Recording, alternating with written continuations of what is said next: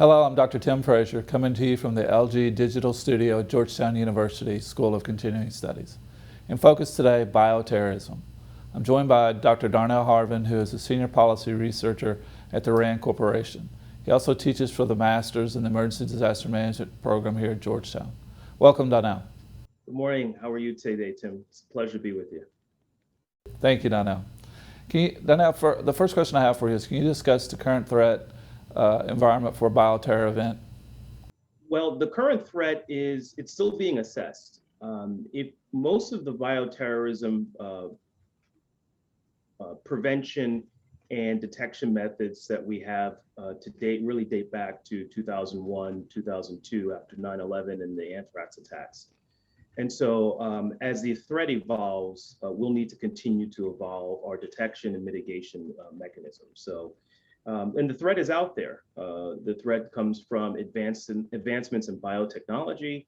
It comes from malign actors that see biological agents, particularly in the context of COVID, as a viable means of attacking a civilian population. Thank you, Darnell. Given that, could you talk a little bit about what the current U.S. posture is against intentional biological attacks? Well, you may be aware, I mean, the United States, we're particularly well prepared for biological terrorism, bio threats. I say that, however, with some trepidation, considering how we responded to COVID. We probably put more per GDP or per capita into biological preparedness than any other nation. However, our response to COVID, if it's any indicator of how we will respond to a intentional biological incident, leaves us asking additional questions, such as, is the current biological threat, the detection enterprise that we have, really up to the standards of the current biological threats that we face? Many would agree that our current biological posture is antiquated, and once again dates back to 2020, 2001, post 9/11, and the concerns we had there.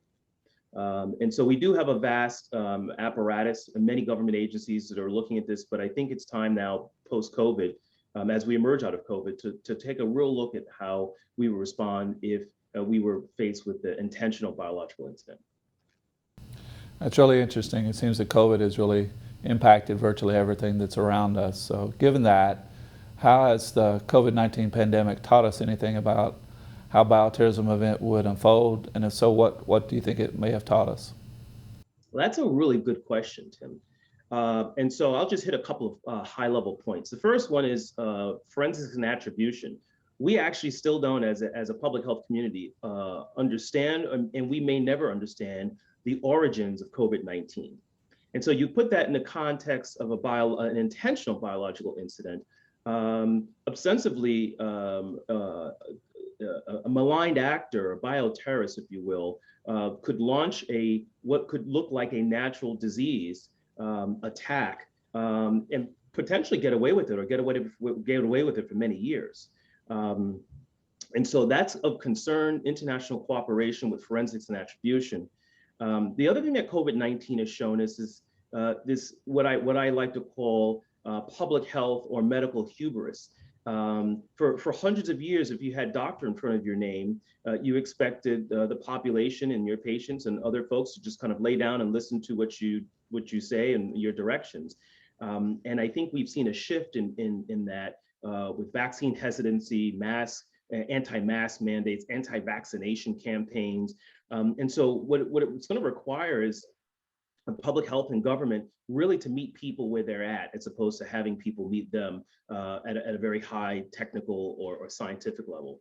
And the other thing it shows that we've seen over the last 2 years is a true degradation of public trust in our public institutions. And that's particularly concerning, because if this were, or if we were facing an intentional incident, we would really need the public to trust the government, to trust the public health professionals in countermeasures to prevent a intentional biological event. And I don't know if we're there right now. Well, certainly what COVID has shown us is that the field of emergency disaster management is really complex. And in fact, the pandemic has added to the complexity of the field. So given that, how can the Emergency Disaster Management Program at Georgetown help prepare society for these types of threats? Well, I think it's happening right now in the student body, the diverse student body that we're seeing coming to our program.